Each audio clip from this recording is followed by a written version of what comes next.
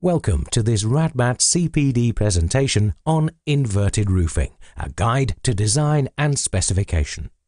We have set 5 main learning aims for this CPD. They are to assist the specifier to understand inverted roof construction, identify the features and benefits of inverted roof construction, know the key design considerations, comply with regulations and codes of practice, and be able to evaluate the suitability of product and specifications for inverted roofs.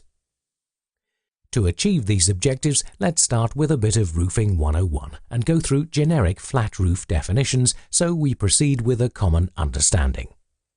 A traditional cold roof has the insulation placed below the structural deck. This is very typical of timber roof construction, both flat and pitched roofs. This system relies on a vapor barrier beneath the insulation and incorporating a continuous flow of air to disperse water vapor within the structural void. The waterproofing membrane is exposed to thermal shock, UV degradation, and maintenance foot traffic. Due to limitations of design, this construction method is unable to meet current thermal regulations and, when this doesn't work effectively, water vapor can reach dew point and condense within the structure, causing damp and rot and potentially decreasing the efficiency of the insulation itself.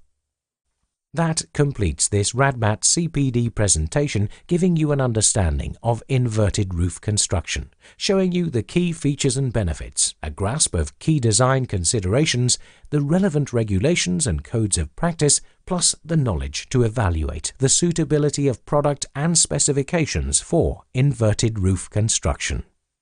You can now take the CPD quiz.